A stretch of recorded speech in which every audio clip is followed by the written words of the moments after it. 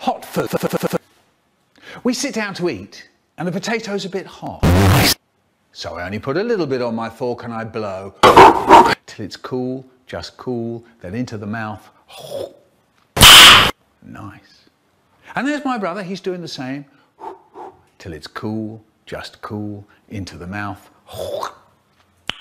Nice. There's my mum, she's doing the same.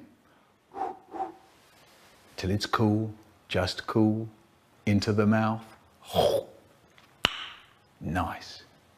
But my dad, what does he do? He stuffs a great big chunk of potato into his mouth and then that really does it. His eyes pop out. I've got a blast. I believe I can fly. He flaps his hands, he blows, he puffs, he yells, he bobs his head up and down, he spits a potato all over his plate and he turns to us and he goes, "Watch out everybody, the potato's really nice." We had a teacher who was so strict you weren't allowed to breathe in her lessons. She used to stand out the front going, "No." And you had the whole morning to get through.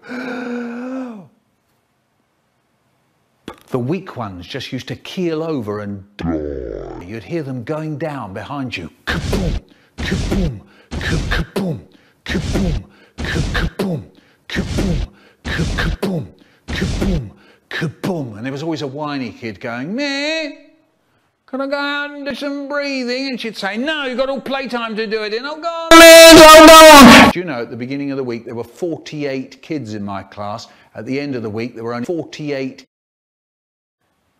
Yeah, do you know, at the end of the day, you'd be stepping over kids just to get out the room. Nice. There's Dave. Hard luck, Dave. Always knew you were a bit weak. Do you know, people say to me, if that's true, how come you're tell the tale? Fair enough, and I'll tell you. It's because when I was at school, we used to sit at didn't sit round tables like you do now. We used to sit at with lids. And some of us figured out what you had to do was snatch a quick under the lid when she wasn't looking. So once more from the beginning. No thing. The weak ones. Kaboom, kaboom, kaboom. The whiny ones. "Miss, can I go and do some thing?" "No, you've got all playtime to do it in." "Oh, go on, miss. Oh, go on." Us lot. Boom. Ah, that was the mistake. Slamming the down. If you made a noise with the it was out. School prison. There was a school prison underneath the school hall where they used to string you up from the wall bars. "Miss, I've been up here for 3 weeks. And there's rats. And they're nibbling my toenails." So I figured it out. What you had to do was put your thumb round the edge of the so when it went down, it didn't make any noise at all. Once more, from the beginning. No thing. The weak ones. Kaboom, kaboom, kaboom. The whiny ones. "Miss, can I go and do some thing?" "No, you've got all playtime to do it." And "Oh, go on, miss. Oh, go on." These other kids. Boom. Out. School prison. "Miss, I've been up here for 3 weeks and there's rats and they're nibbling my toenails, miss." Me. Thumb round the edge of the desk.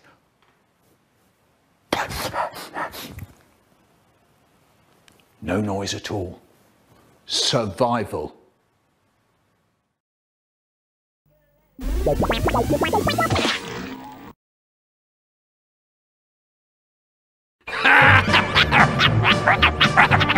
Get over here and help me peace. No. I'm dead. Damn it! I will eat your nuts. Very well. Num num num. Thanks. Oh, look out! It's the Basbo Billy Bomb.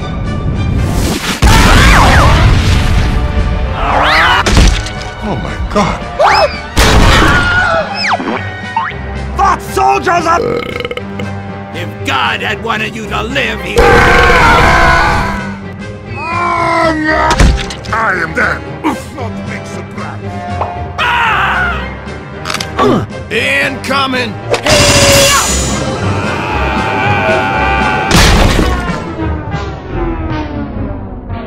Darn. Home freaking run!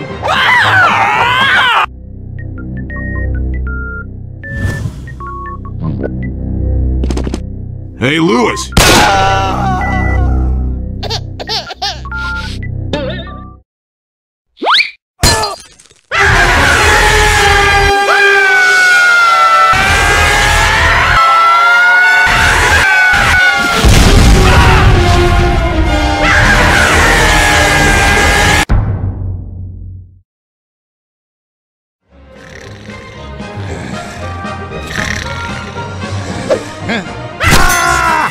You are 10 pounds of crap in a 5-pound...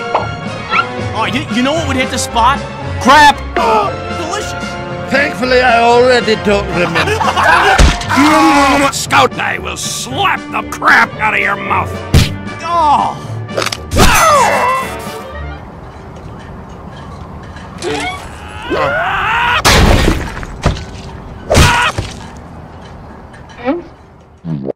I am a bomb!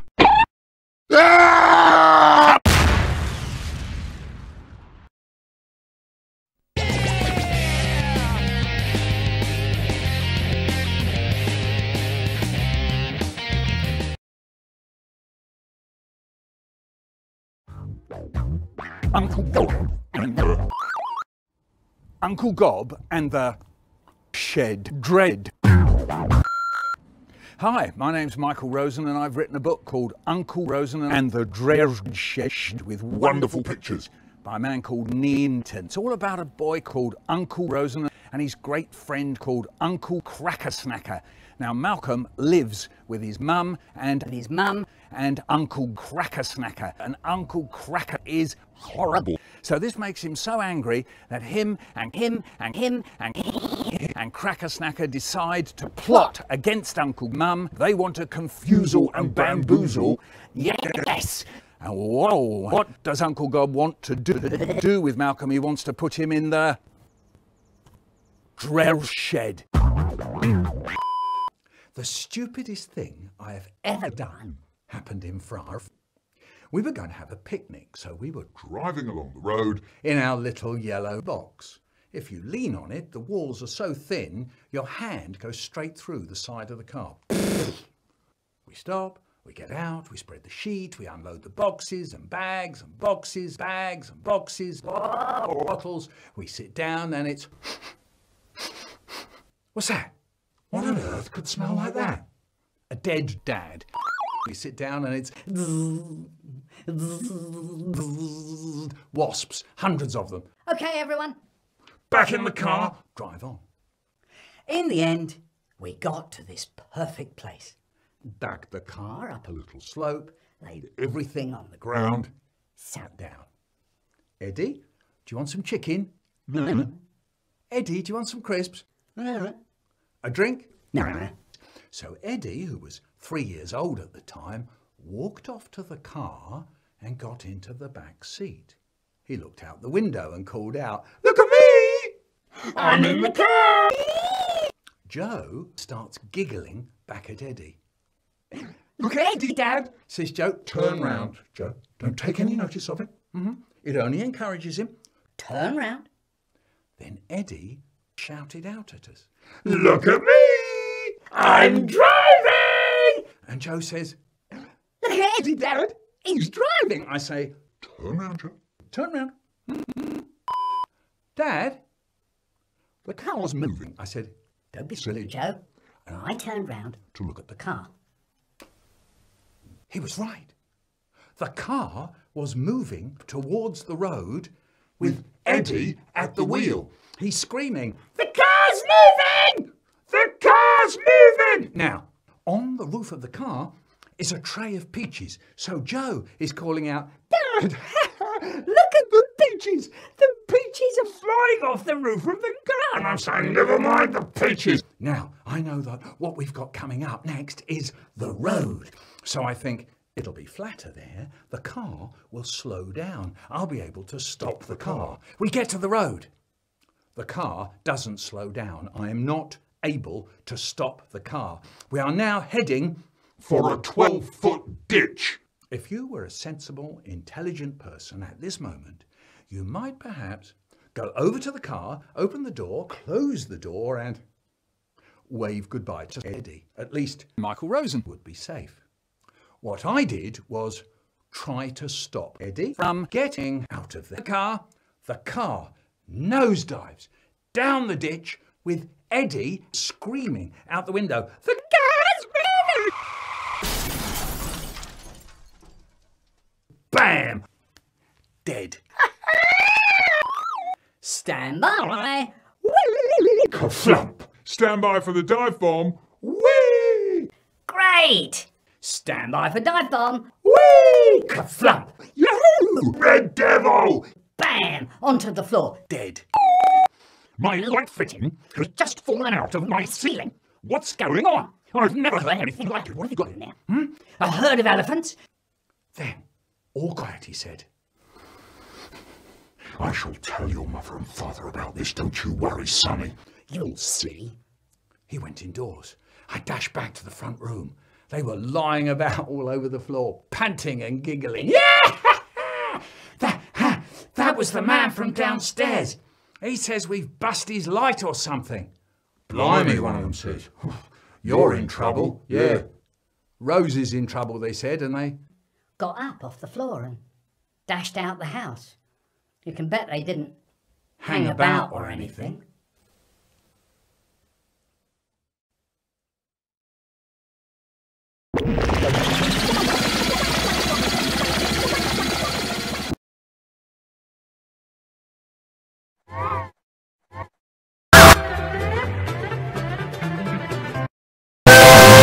Bob, have you finished swabbing the deck? They're back! I tell you! I saw. How about a mint? The hook, me bucko. They're back. Beware the hook. The hooks? The hook.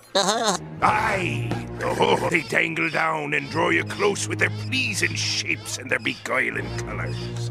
And just when you think you've found the land of milk and honey, they grab you by the breeches and haul you way up high. Then higher and higher and higher and higher and higher and higher and higher until you're hauled up to the surface, flopping and gasping for breath. And then they or worse. What could be worse than that? Gift shush. Don't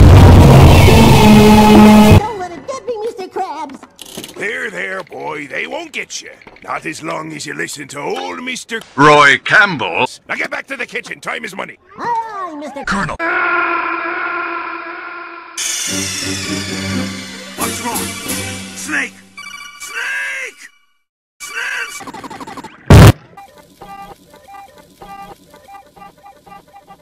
Good morning, Krusty Crew.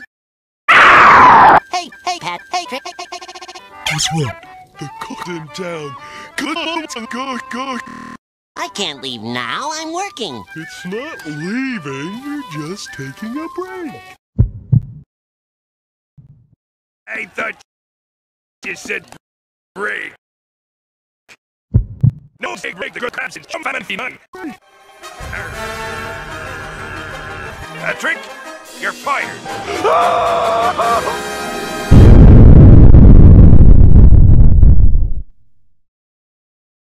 You're just taking a break.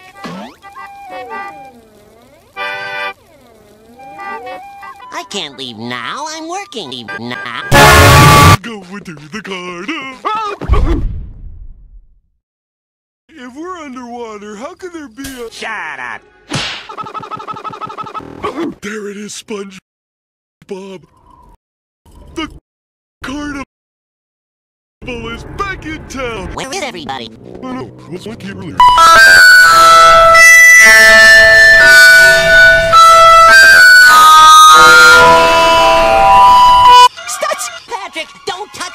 This isn't the carnival, Patrick. Those are hooks. Mr. Krabs says they're really dangerous. I sense no danger here.